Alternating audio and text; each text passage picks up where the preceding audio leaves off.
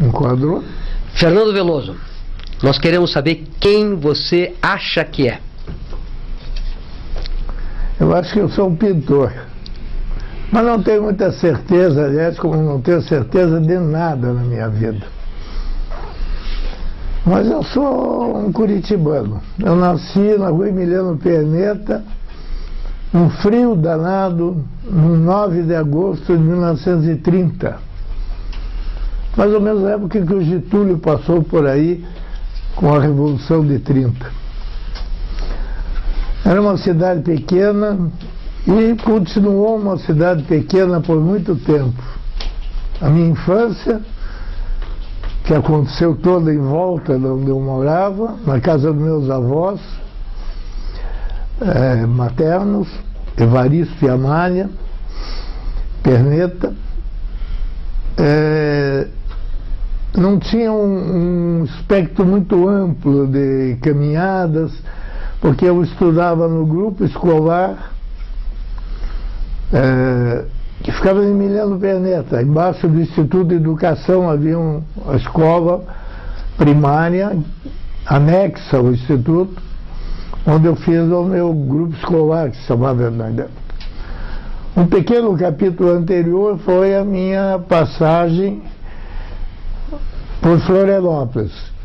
Eu fui criado pelos meus avós, devido à separação dos meus pais logo após o meu nascimento, e meu avô era um funcionário público federal dos Correios e foi assumir a direção dos Correios Telégrafos de Santa Catarina. E lá fui eu junto, pequenininho. Então os meus primeiros 6 anos de idade praticamente aconteceram naquela ilha deliciosa e cheia de calor. Curitiba só recomeçou a existir para mim depois de 1937, já no grupo escolar Emiliano, onde eu ia a pé, a aula, mesmo pequenininho. As condições de segurança e de sociabilidade da cidade eram muito diferentes de hoje. Então eu ia, voltava até a escola, e até porque o meu avô, um republicano liberal, fazia questão que eu estudasse em escolas públicas. O que aconteceu logo em seguida, ao entrar no ginásio, quando eu fui para o então Ginásio Paranaense, hoje Colégio Estadual do Paraná, ainda na sede, na rua Ébano Pereira, onde em 1941, com 11 anos de idade, eu entrei no primeiro ano. Num colégio onde havia uma mescla muito grande de garotos, até alguns já meio bem mais velhos que eu, e de condições sociais as mais variadas, e que, segundo meu avô, serviria para dar a minha têmpera necessária para ser um cidadão com qualidades. Não sei se isso funcionou, mas na verdade eu aprendi bastante nesse período de ginásio e tal, a enfrentar situações adversas, dificuldades de comunicação e tudo mais. E acho que me saí bem. A escola mudou muito daqueles tempos. O professor era uma figura impoluta, intocável, que talvez não se respeitasse tanto, porque também se fazia molecagens, né, inconvenientes talvez, mas nada comparável ao que acontece hoje, pelo menos o que eu vejo falar. Né? Então eu fiz ali o meu ginásio, depois focalizando a minha personagem como um pintor. Foi mais ou menos nesta época que eu comecei a ter uma inclinação muito grande para as coisas da arte, que eu não sabia bem o que eram, mas eu desenhava muito, talvez isso muitos garotos façam, Mas os meus cadernos, seja matemática, de física, de química, das matérias correntes na escola, tinham mais desenhos do que matérias. Estava sempre desenhando, caricaturando professores, colegas, ou desenhando qualquer coisa. A minha expressão era realmente gráfica e isso foi se sentindo no decorrer das aulas. Tive aula com Pedro Macedo, uma figura magnífica, um homem de uma doçura, um português típico. Também pintor, né? Pintor, aluno de Andersen, e que me entusiasmou muito. Foi talvez a primeira pessoa que me disse a famosa frase que muitos já ouviram: você tem talento para isso.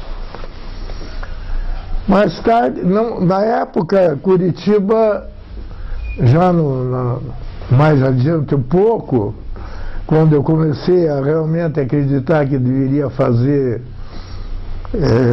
uma escola de arte, Curitiba não tinha uma escola de arte. Além do mais, a Biblioteca Pública do Paraná estava fechada. Ela funcionou ainda nos últimos, quando eu estava ainda no ginásio, ela funcionou no que tinha restado do Teatro Guaíra, na Doutor Muricy. E a parte da plateia já tinha sido demolida e restava só a parte da frente do prédio, onde a biblioteca sobreviveu ainda algum tempo, até que aquela parte do prédio também já não servia para nada, estava quase caindo, e quando ela foi desativada. E só voltou a existir uma biblioteca em Curitiba depois do centenário do Paraná, quando o governador Bento Munhoz da Rocha construiu a Biblioteca Pública do Paraná, que está hoje até como ela foi feita na época. Então, um jovem, naquele tempo, que pretendia fazer alguma coisa de arte, não tinha, na verdade, nenhum ponto de referência que fizesse com que ele tivesse uma visão mais clara dos seus objetivos. Foi assim que, em 1948, anunciou-se a criação em Curitiba da Escola de Belas Artes, e que reuniu um grupo de professores, evidentemente quase todos oriundos do grupo que foi gerado pelo Alfredo Andersen muitos anos antes, e que praticamente eram os donos da linguagem artística pictórica no Paraná. Eu não tinha a menor ideia de modernidade, absolutamente nenhuma informação que me levasse a procurar um outro caminho que não esse. Assim foi que me inscrevi na Escola de Belas Artes, com mais, na época, 25 jovens, a maior parte deles moças, né? Moças que, segundo o professor Viário, que foi o meu farol dentro da escola, dizia que eram mademoiselles que estavam fazendo estágio para casar. O fato é que começaram as aulas e, evidentemente, conduzidas dentro de um encaminhamento completamente acadêmico. A escola foi criada se espelhando na Escola Nacional de Belas Artes, que, por sua vez, reproduzia a maneira de ensinar a arte da École de Beaux-Arts de Paris. Então, era um ensino absolutamente convencional, acadêmico, que negava veementemente qualquer possibilidade de modificação daquela linguagem. Os professores, da sua maior parte, eram convencionais e acadêmicos, e o único realmente revolucionário que fazia um contraponto muito grande com os demais era o Guido Viaro, que afinal foi o que serviu para nos segurar e nos dar um caminho. Fernando, você diz que não havia nenhuma informação sobre a arte moderna, a modernidade. Nenhuma. Mas veja, você já nasce num momento importante, porque eu acho que essa vontade moderna do Paraná começa em 1926. E você mora na Emiliano Perneta. Você não viu o que aconteceu quase que na frente da tua casa, que era aquela lojinha do Trevisan que vendia, e que do lado tinha o mimeógrafo que fazia os primeiros jornais.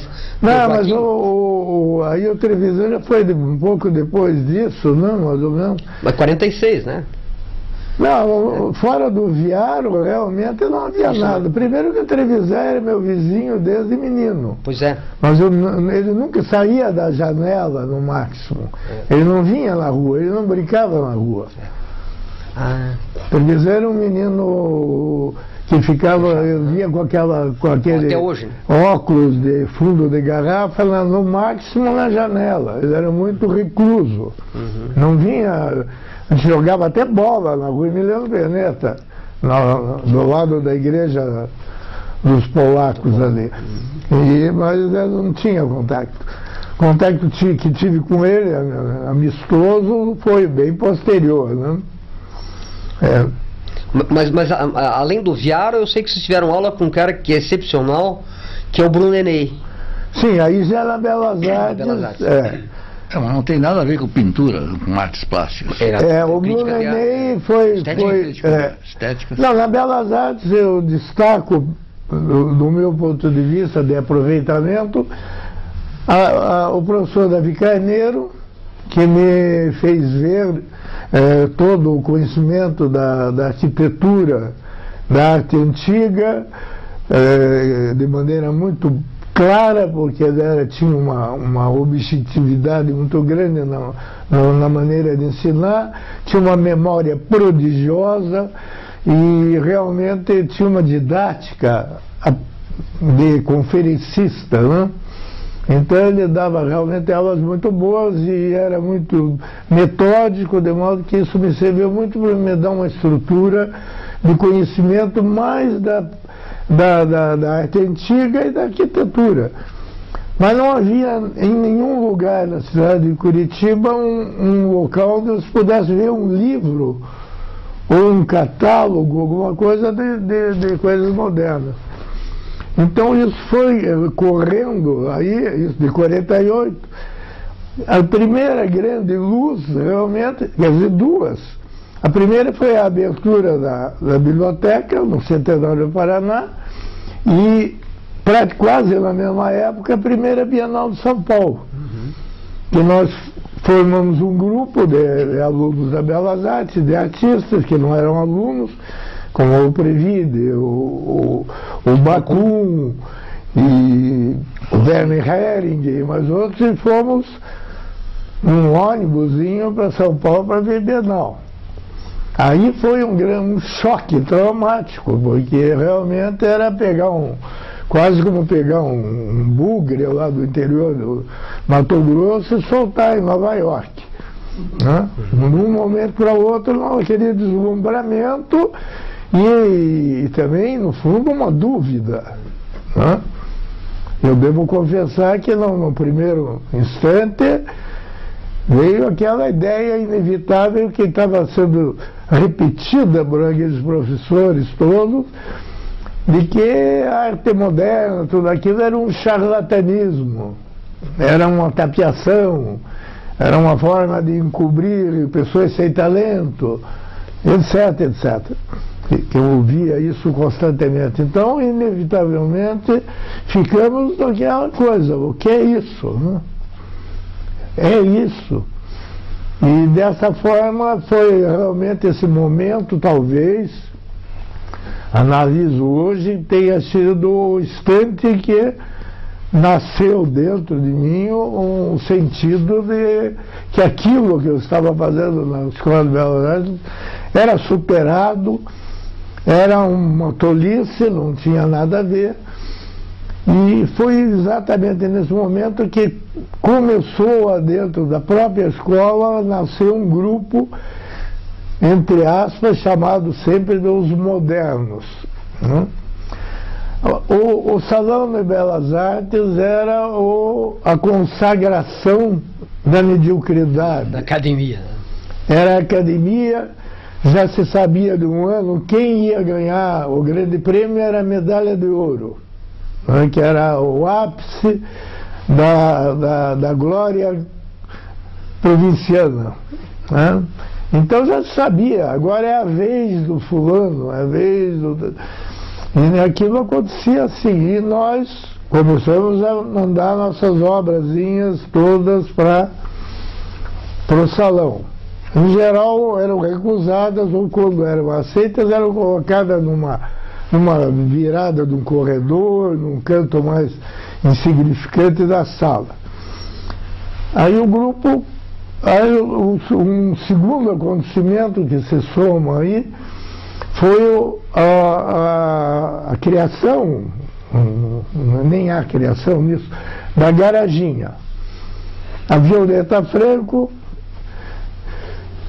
que por uma ironia do destino, era a neta do chefe supremo da direita do grupo integralista do Paraná, tinha uma grande casa lá no fim da Avenida Getúlio Vargas, não, Iguaçu. No começo do Iguaçu. E que tinha a casa no centro e numa lateral uma garagem que não era usada como garagem, onde a Violeta montou um ateliê que na Curitiba, então, era uma coisa completamente inusitada, diferente, provocativa, porque não tinha móveis, eram almofadas para sentar no chão, era toda forrada de esteira dessa de tonina, aquela esteira grossa, as paredes também. Não tinha luz elétrica, então você ficava mais tarde, tinha um lampião de querosene e uma vitrolinha de dar corda. E ali passou, de repente, a ser um ponto de encontro. Do outro lado, nós tínhamos um outro ponto de encontro, que foi a Galeria Cocaco. O Enio Marques Ferreira, bem depois. Que veio, na época, estudava agronomia e tinha se formado no estado do Rio, Não se formou onde o pai era professor catedrático, inclusive, não? O pai dele, sim. O pai tinha voltado para Curitiba. E o Enio voltou para Curitiba já com muita informação, porque vinha do Rio, onde ainda havia já uma certa diferença sobre Curitiba, né? E o Enio criou, junto com o Manuel Furtado e o Nunes, que acabou saindo da sociedade, ficou só o Enio e o Manuel Furtado, fizeram a Galeria Cocaco, que era uma portinha, uma casa muito antiga, na rua Ébano Pereira, que também foi um ponto de encontro do Grupo Moderno. Eles tinham uma molduraria e faziam ali algumas exposições, num espaço pequeno, talvez de 3, 4 por 5, mais ou menos, uma salinha, e depois a oficinazinha atrás. E esses dois pontos começaram então a funcionar como pontos de reunião. Artistas de fora que passavam por Curitiba, somente o grupo do Rio Grande, Scli, o Danúbio Gonçalves e uma série de outros, o Bianchetti, passavam às vezes por Curitiba e se reuniam lá. E esse local também, o próprio Eduardo Vilmonda chegou a frequentar. Como não? Né? Todos os dias, né? É. Eu me lembro que lá, da Cacilda Becker, E os artistas que vivem em Curitiba Ela ia iam lá. todo dia à tarde, ela ia lá. Enquanto ela esteve fazendo 2 peças aqui em Curitiba. A garagem era frequentada pelo Mário Romani, que era um homem dono de uma grande indústria aqui em Curitiba, mas que vivia 6 meses na Itália e 6 meses em Curitiba. Então ele trazia nessas vindas catálogos, livros, e realmente foi ao momento que eu comecei a descobrir que existia um Kandinsky, um Klee, toda essa gente, né? No Maxwell, que se conhecia, eram os impressionistas e muito pouco. Né? E o teu trabalho era figurativo ainda, né? Nessa época. Completamente. Eu comecei fazendo paisagem e figura, né? Mas quando você fala no grupo dos modernos, o que vocês já falavam de moderno aí? Não, o grupo dos modernos eram os que não aceitavam fazer aquela fórmula.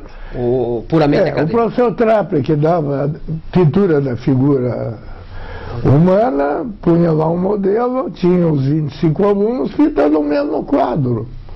Se você desse uma volta, você ia ver que todo mundo estava pintando o mesmo quadro, porque havia uma receita como uma receita de bolo. O lado iluminado, você usa branco, usa amarelo de Nápoles, um pouquinho de rosa, de cádmio, né? E ao lado iluminado. Ao lado escuro, você... Então, você olhando, o desenho inevitavelmente tinha que ser absolutamente fiel à figura, sem nenhuma interpretação, nem modificação, que era corrigido um por um, e acabávamos com a produção do mesmo quadro por 25 pessoas totalmente diferentes. Isso nós já sabíamos que não era legal. Então, graças a esse momento que começamos a fazer coisas por fora. Inclusive com o Viaro, fizemos gravura, usando pedaços de armário velho que tinha no ateliê da Belas Artes, e num ateliê dele, pessoal, praticamente, que era no sótão do prédio da Belas Artes, onde ele tinha uma prensa de gravura feita com uma prensa de padaria, que ele adaptou, botou uma chapa de ferro que passava entre os cilindros, onde a gente fazia edição de algumas gravuras, onde se tinha, afinal, a condição de extrapolar um pouco aquela coisa que era o currículo, enfim, da escola, né? Mas aí o Bruno Ney, que você se referiu, ele foi um capítulo... muito rápido, né? Muito rápido, porque realmente ele não tinha nada a ver com aquilo e era um homem de uma cultura muito grande, em que nos conduziu, enfim, a conhecer filosofia, que de certa forma alavancou também um pouco do nosso pensamento com relação à arte, né? Mas na verdade, como pintor, o farol mesmo que nos orientou era o Viaro, né? Porque o Viaro, ao contrário dos demais, era o que dizia: na arte você pode fazer o que quiser, pode usar o material que quiser, o que interessa é o resultado que você pretende, não o que os outros esperam que você faça. Então, todas essas pequenas coisinhas que foram criando esse sentido de insatisfação com a coisa. E o Yering fazia alguma coisa interessante? Quem? Tá? O Yering, não é Yering? O Yering era dos artistas que tinham vamos dizer, uma trajetória paralela, porque era a Ida Animan de Campos, que tinha uma vontade, um desejo também de modernidade, o Yering, o próprio Previde, que embora não tivesse uma estrutura intelectual que permitisse avançar muito, ele era um artista com uma linguagem moderna à maneira da época. Até porque, com o decorrer do tempo e nosso amadurecimento, nós descobrimos que o grupo moderno, na verdade, não tinha nada a ver entre si. Cada um pretendia uma coisa totalmente diferente, uma linguagem diferente, um caminho diferente. A única coisa que reunia e que mantinha o grupo ligado era ser anticonvencional, anti-acadêmico. Né? Nessa altura também o próprio Enio desenhava, pintava, e o Lô e o Pécio apareceu também no grupo. Eu, sem dúvida alguma, considero o Lô o mais preparado do grupo, porque ele tinha uma estrutura cultural melhor que a nossa. Não sei por que motivo, talvez de vivência anterior. Eu sei que ele conhecia mais a arte, já tinha uma intimidade maior com a linguagem moderna. Ele vinha de São Paulo, né? Ele é mineiro, na verdade, mas ele, antes de vir para cá, ele transitou por vários lugares. Eu acho que adquiriu uma certa vivência e talvez fosse o mais revolucionário de todo o grupo, né? Aí houve uma coisa muito engraçada em tudo isso, porque o grupo moderno caracterizou-se logo como um grupo de comunistas, de pessoal de esquerda, como de fato eram, a maior parte. E, na verdade, todos se caminhando por uma modernidade que era execrada pela mãe Rússia, né? Então houve um descompasso. Quando, em 1957, né, houve o 14º Salão Paranaense, e se repetia sempre aquela mesma promessa de que os modernos teriam vez e que o salão teria um júri imparcial, que teria componentes modernos e acadêmicos. Não aconteceu mais uma vez, e nós resolvemos, um ato de rebeldia, tirar os quadros da parede, os nossos, quebrá-los no meio do salão,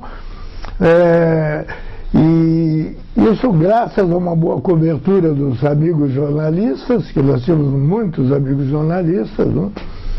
Inclusive o Eduardo Vimon, que era crítico de arte. Nós tínhamos todo o apoio do pessoal da Última Hora, que era um jornal que estava estourando aqui, o pessoal da Gazeta, do Dia.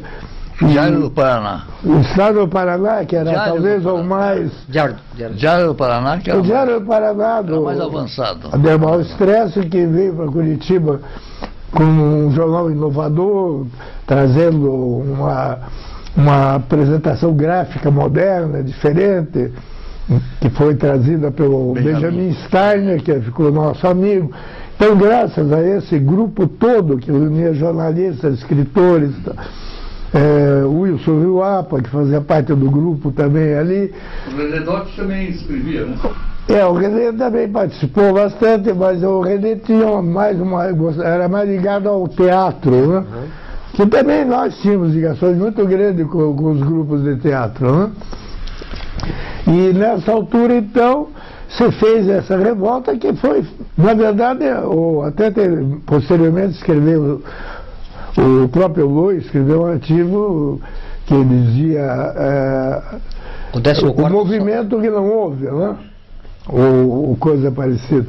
Porque na verdade não houve o movimento, foi aquele momento, e aquele momento realmente sacudiu as estruturas, que deu um grande noticiário, e de repente a comunidade acordou daquela letargia acadêmica e descobriu que havia alguma coisa além.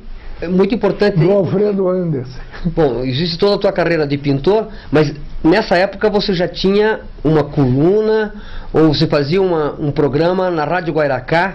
Eu tive esses episódios eventuais que no Diário do Paraná eu fiz uma coluna semanal, que não seria uma coluna crítica a rigor, seria uma coluna noticiosa, né? Porque eu dava uma resenha do que estava acontecendo na cidade, também algumas coisas fora, que eu recebia informações, e que eu fiz essa coluna praticamente até o momento em que eu fui para estudar em Paris, que apareceu essa oportunidade. É um momento meu pessoal de decisão. Eu tinha me formado em Direito também. Por que Direito? Porque meu pai era advogado. Tem família? Tinha um escritório, mas era também político. Estava mais preocupado com a política. Achava que eu poderia ficar o sucessor no escritório enquanto ele ia cuidar da vida política. De fato, isso aconteceu enquanto eu era acadêmico, cheguei a trabalhar até bastante no escritório, e posteriormente também eu era funcionário público, vivia de uma função pública. Quando me formei em Direito, eu me formei na Escola de Belas Artes e saí da Belas Artes em 48 a 52.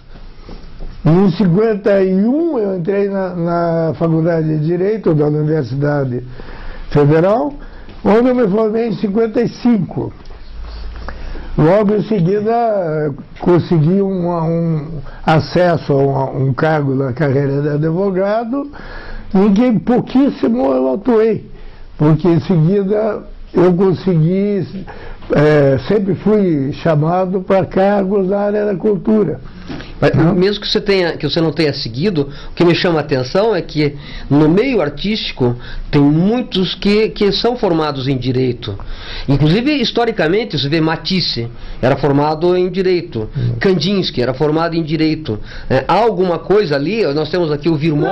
Não, acho que é absurdamente nada. O problema é que já um pouco antes, quando eu me preparava para a vida, meu pai era um homem muito objetivo com relação a isso. Meu avô também, que me orientava. E a ideia foi essa: você não vai viver de arte. A faculdade de Direito era uma universalidade. Isso. Por isso que ela sempre funcionou desses termos. Acho que tem essa ideia. Exatamente. O Virmont disse bem. A universidade... O curso de Direito, a universidade como um todo, não me conduziram só para as ciências jurídicas. Abriram um leque muito grande. E aí inclusive do meu pensamento político, né? Eu quero perguntar uma coisa, porque você sabe que o teu pai era um homem quase genial, vamos dizer, de uma inteligência fabulosa, né? O teu pai, o Dr. Gaspar Veloso, que criou a Secretaria de Educação no Paraná, foi um homem muito ligado ao Manuel Ribas, criou a Secretaria e foi considerado, ele é um dos grandes intelectuais do Brasil, do Paraná. Como é que diz? O Taborda, ele diz que o pai dele dizia que ele era um homem mais inteligente que ele conheceu na vida. Então, eu gostaria que você contasse sobre seu pai, porque é uma pessoa extremamente importante e ninguém fala nele mais. Só eu. Meu pai também, na verdade, me fez ver que a profissão tinha a ver comigo, né? Isso provavelmente é uma percepção de pai, né?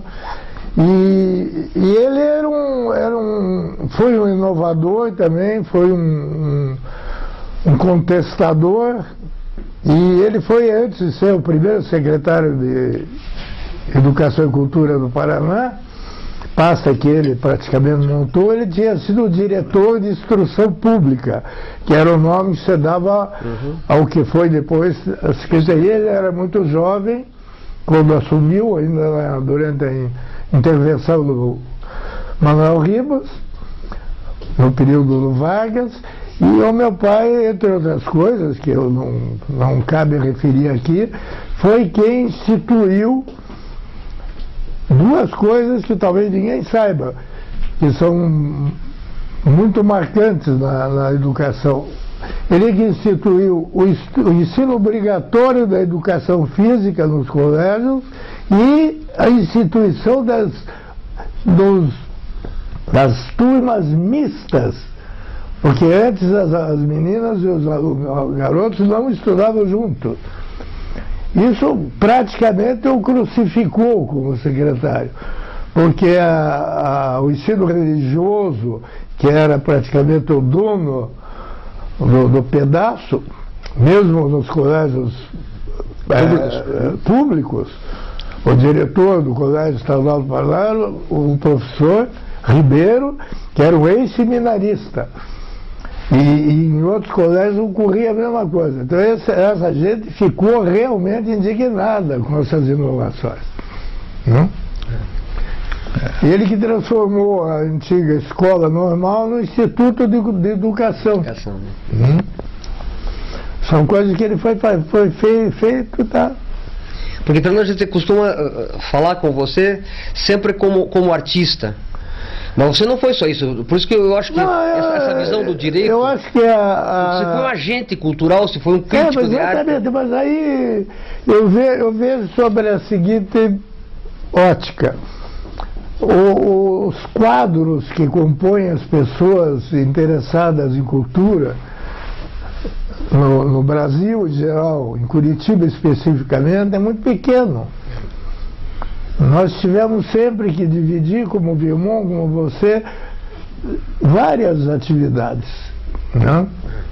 E por isso eu fui pintor, eu fui até museólogo sem ter sido, e fui crítico de arte sem pretendê-lo, fui uma série e administrador público da área cultural. Eu acho que o grande marco da tua carreira é a criação do Museu de Arte Contemporânea do Paraná. Eu já tinha, porque como meu pai era um político influente, foi senador da República, do período em que o governador era o seu Moisés Lupion, e eu cheguei inclusive a trabalhar como oficial de gabinete no Palácio, num período desses. E eu tentava, volta e meia, inocular essa ideia de que precisava um museu de arte em Curitiba. Mas a ideia, o pensamento do grupo de governo é que a casa do Alfredo Andes era tudo. Já era o Museu de Arte do Paraná, porque para eles a arte do Paraná se restringia àquilo. Né? Então eu tentei várias vezes, ninguém me dava a menor bola. Nesse meio o Vilmon, que está aqui, conseguiu trazer a ideia de fazer junto com o Ademar Stresse, que era proprietário do Diário do Paraná, que era um órgão dos Diários Associados. O Vilmon tentou fazer um museu de arte nos moldes do Museu de Arte de São Paulo. E realmente fez. Foi criado, inclusive colaborei com ele, fui secretário lá da entidade, uma entidade civil, né? E que pretendia viver como a de São Paulo, de doações interessantes, etc., para constituir seu acervo. Porém, Curitiba pensava pequeno. Isso. Conseguimos financiadores. As pessoas que se propuseram a fazer parte do corpo, até hoje, assim, o corpo de associados, que eram pessoas da alta sociedade, pessoas bastante conhecidas, fugiam até do pagamento da módica mensalidade que era cobrada, e as pretendidas ações que se achava que podiam dar obras importantes, ninguém deu obra importante nenhuma. Mas nem tinham. Não, mesmo os que tinham queriam dar um quadrinho lá que estava incomodando. Então realmente se percebeu que não era por aí. Com o passar do tempo, o Salão chegou a fazer duas mostras importantes junto com o Salão Paranaense, que foi uma inovação, e em seguida começou a entrar em esquecimento, porque não tinha condições táticas e econômicas de prosperar, né? É importante lembrar, já que você falou no Museu de Arte do Paraná, que a primeira exposição que nós fizemos foi de um quadro de Van Gogh. Exatamente. E aquele quadro foi divulgado naturalmente pela imprensa, principalmente o Diário do Paraná, que era nosso, né? Uhum. E aí, um dia que inaugurou a exposição desse quadro, com a polícia do lado, porque tinha que proteger, formou-se uma fila que ia desde a porta da biblioteca até a rua 15 de novembro. Eu estava lá. Nessa fila. E choveu não, caiu uma garoa forte. E o povo não se moveu dali, ficou até assistir. Então entrava um grupo, só entrava por grupos, porque não era possível botar todo aquele povo dentro daquela sala lá. Foi um sucesso, foi uma coisa extraordinária, para ver como que o povo teria sensibilidade. Quando tem coisa boa, para ver uma coisa tão importante como o quadro de Van Gogh.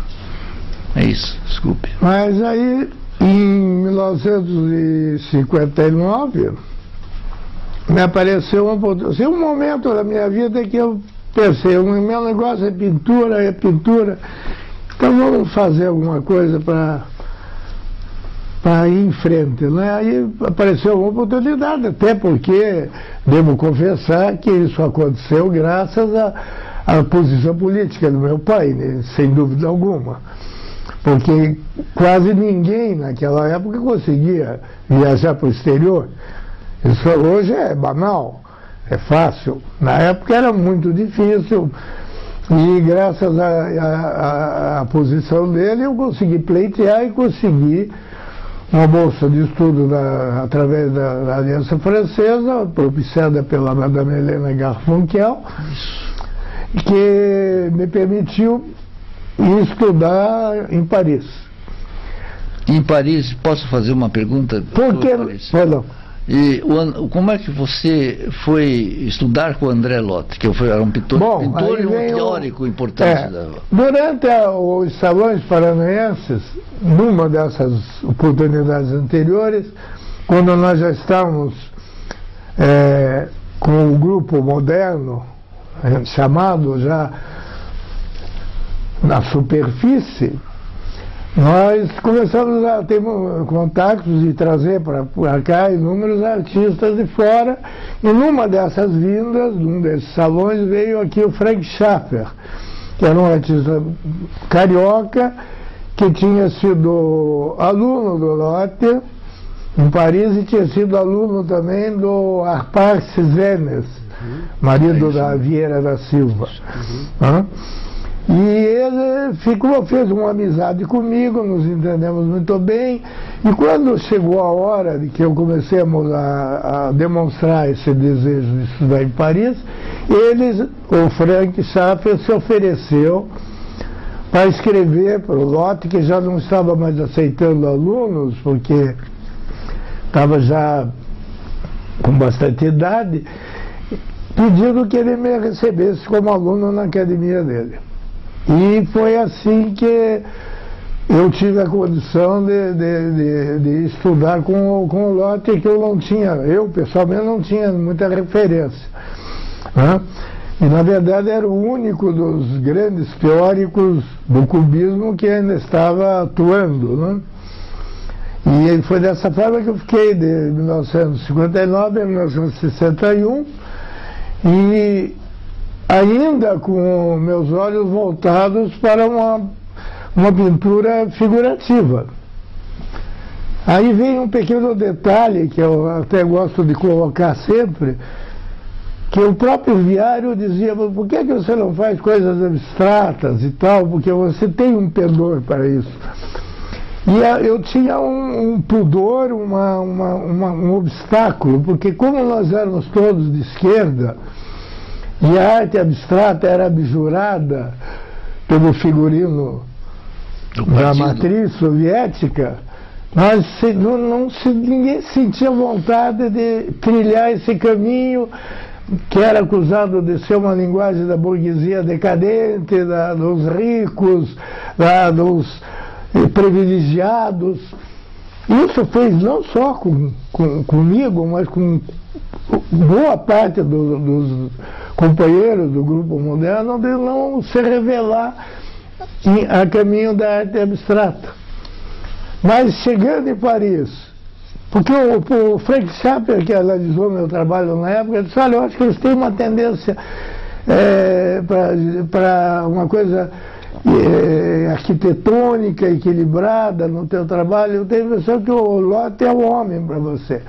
E aí eu comecei as aulas ocorriam de segunda a sábado, sendo que na segunda a sexta-feira, de segunda a quinta, era um assistente do Lott que atendia, tinha modelo vivo de cada semana, sempre diferente, e se trabalhava no modelo vivo ou na natureza morta, ou o que você quisesse no ateliê, que era grande. E de qualquer forma o Lott só vinha na sexta-feira.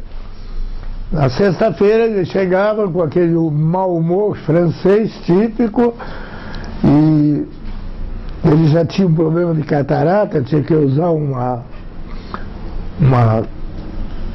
tapa-sol daquela, não?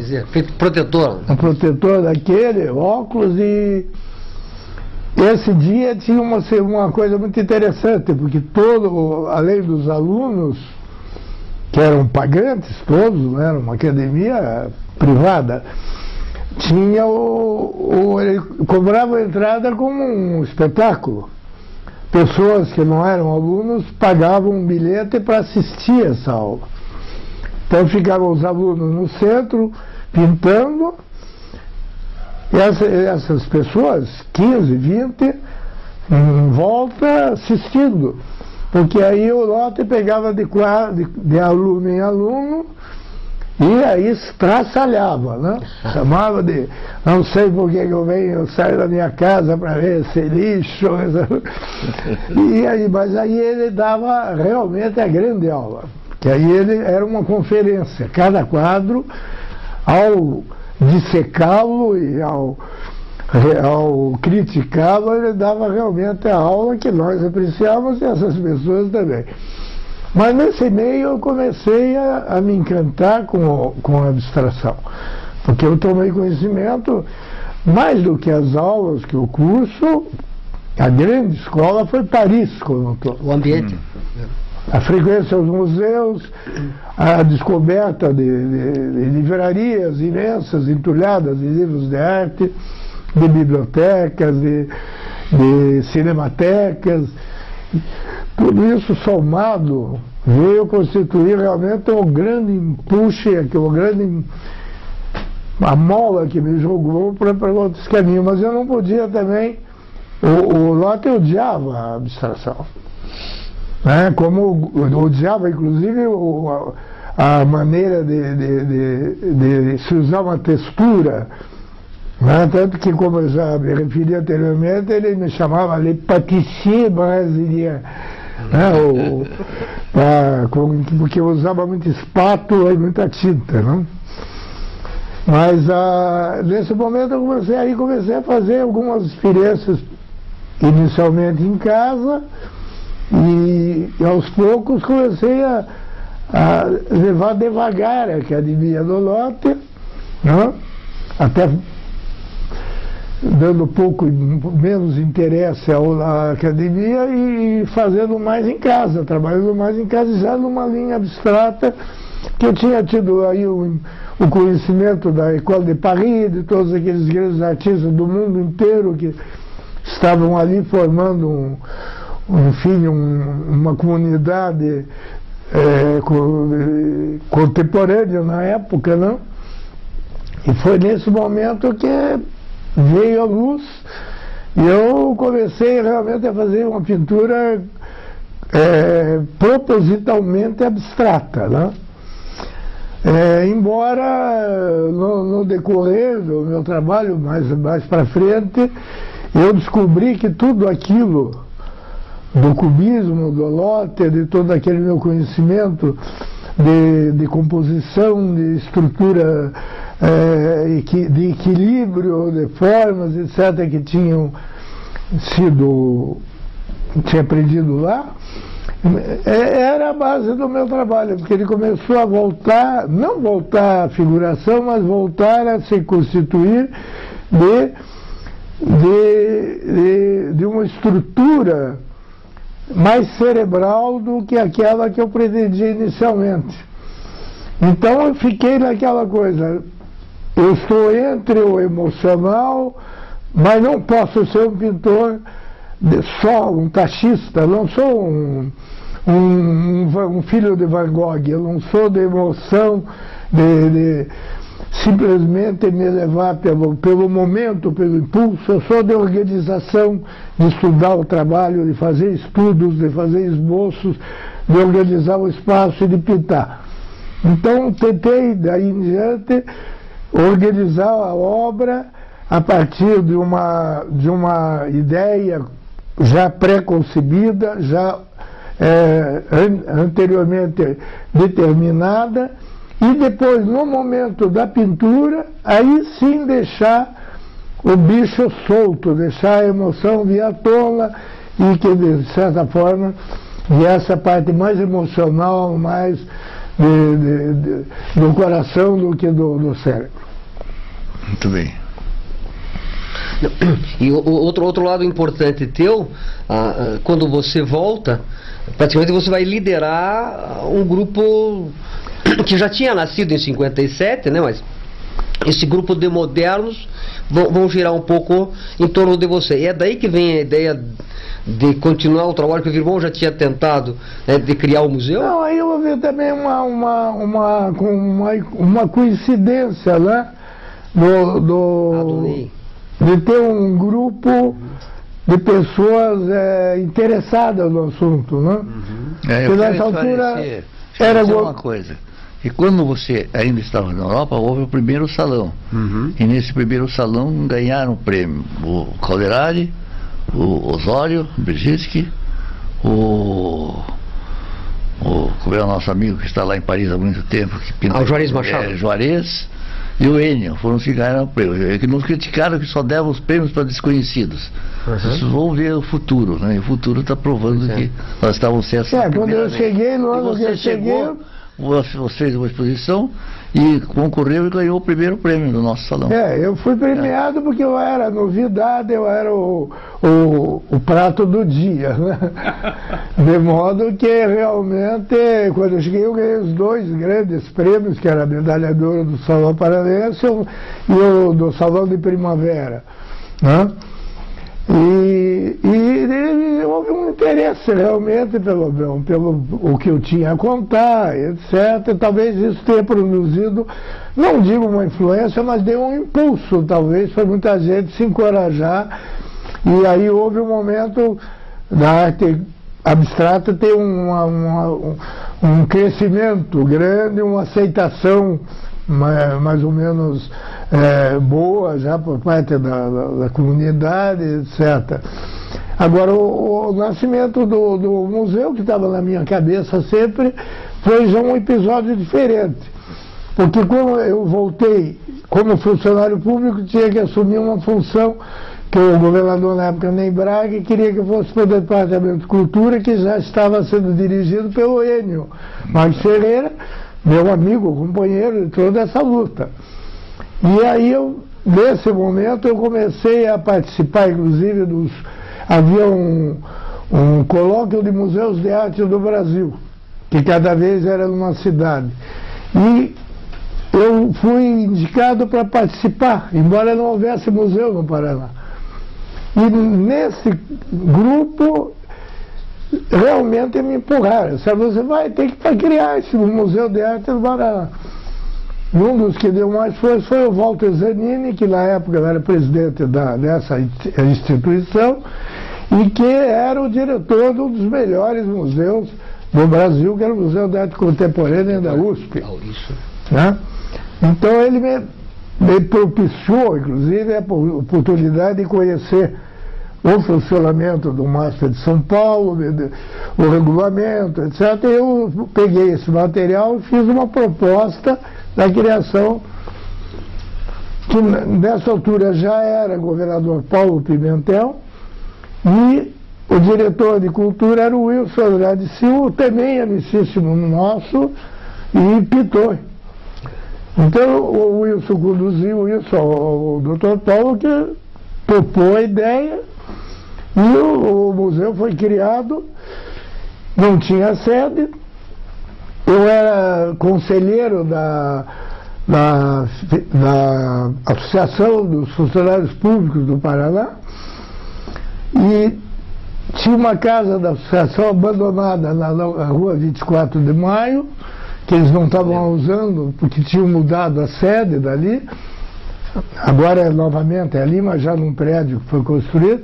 Então tinha uma casa antiga que já tinha sido a pensão, e a sala que eu usei no teto como diretor tinha sido o quarto onde morou como estudante o Juarez Machado. Que coisa engraçada. Então essa casa nós adaptamos da maneira que deu. Era o último dia de governo do Paulo Pimentel, os funcionários que estavam pintando para dar um jeitinho desapareceram. Então eu, com mais os pintores, os funcionários, que eram meia dúzia, terminamos de pintar e inauguramos com um acervo que pertencia ao Departamento de Cultura, que se deve, e também o material de pesquisa e documentação, que se deve muito ao Enio Marques Ferreira, que foi quem, lá no Departamento de Cultura, criou um grande projeto, um grande pequeno, porque não tinham recursos, de documentação de arte paranense brasileira. É uma das mais importantes. Na base de recorte de jornal, de catálogos, de coisas. E isso se fez com uma funcionária, pintora, desenhista, a Ivani Moreira, que deu a alma e alguma coisa a mais por esse setor. Então esse material constituiu a parte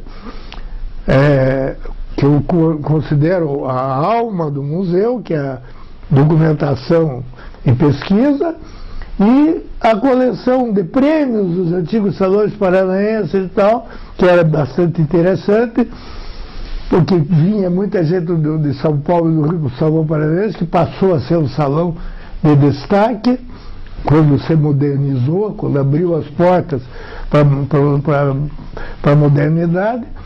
Graças a isso, então, nós pudemos abrir o museu ali, e posteriormente, também numa jogada que eu consegui por uma casa do destino, eu consegui essa casa onde ele está até hoje.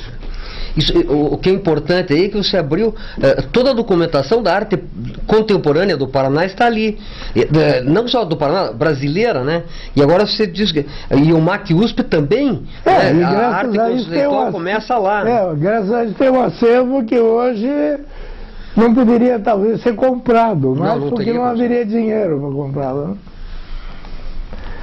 É isso, essa é uma pequena parte do que eu tenho para contar. Pois é.